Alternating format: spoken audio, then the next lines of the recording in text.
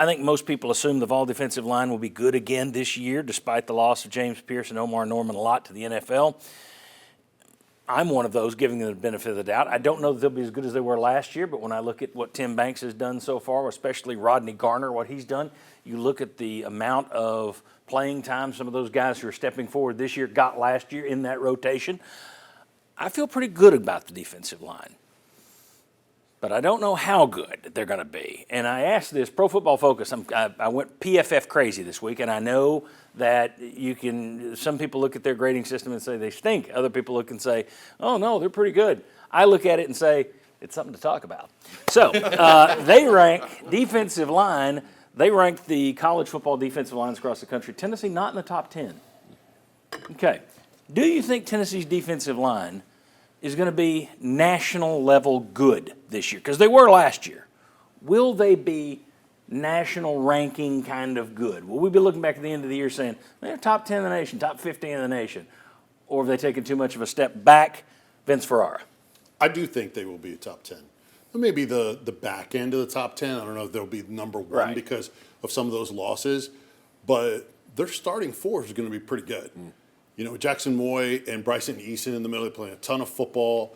And Dominic Bailey at that strong side defensive end. Joshua Josephs is now more snaps as your edge, your Leo. And they still have a ton of guys that have played some snaps that have potential that everyone else in those positions has been developed at the University of Tennessee. So you have to give them the benefit of the doubt of them taking that next step. Marion Hobby's coming in now to add to that coaching room.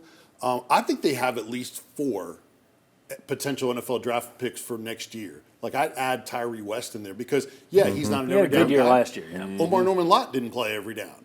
He was a rotational guy. So Eason, Bailey, I really like. And then you have David Hobbs, a 5-star that I think could take that next step. I think they still are going to be very, very good. Top 10, top 15, I'm on the same page with Vince. I am buying as much stock as I can into Joshua Josephs. I personally believe people talking close to him about what his work ethic is and what he's looking for. He wants his name. He wants to be in the green room in Pittsburgh next spring. He wants to be able to be a part of that. I am not there. I'm going to disagree with those guys. I think Tennessee will be nationally good, but not top 10. Top 10's elite.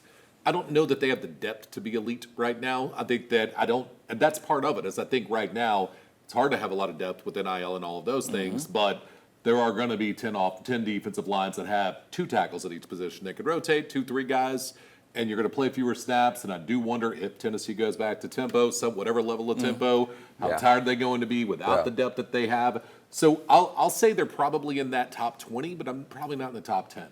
I'll tell you what, I'm going to give them the benefit of the doubt and say they will be top 10. And if you gave me the choice between Joseph or Pearce Jr. coming back for another year, I'd rather have Joseph.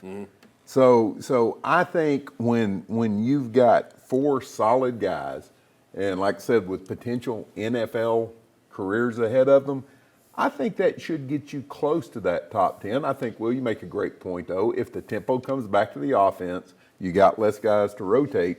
But if you run the tempo you ran last year, they're going to get more rest. But I'm going to go ahead and say, they're going to be right there on the cusp of that top 10. We saw a defensive lineman from Tennessee on Friday. Tyler and I came by one of the business we were at, and strength and conditioning programs getting the job done this summer. Very, very can't say who it was? It was Tyre West. Okay. He was. I mean, the level of weight his body has changed even from last year was shocking. So they're getting them ready to be able to play those level of downs. The interesting thing for those who are saying, but you lost James Pearce. I looked it up recently. Somebody got mad because we did something on the Sports Source Digital Network where we talked about it, and he said, he didn't play that many snaps. So you're crazy, he didn't play a bunch of snaps. So I actually went back and looked. He ranked about 150th last year in the nation in terms of defensive linemen in snaps. He did not play a lot of snaps for a guy that went up there. Now, we don't have time. So you just have to eat it. My point, don't argue with me on this. He was low. I know they rotate people, et cetera. But the reason he was low was, or the fact that he was low tells me, you're not going to miss him all that often. If he only played that many snaps, it's not like you're losing an every down player in James Pearce.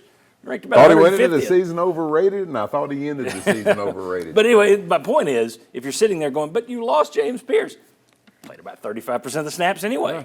Same with Omari Norman-Lott. Now, they rotate these guys, but if you're sitting there going, we lost our guy, well, your guy didn't play all that much in terms of that rotation. So I think that's one way to look at it.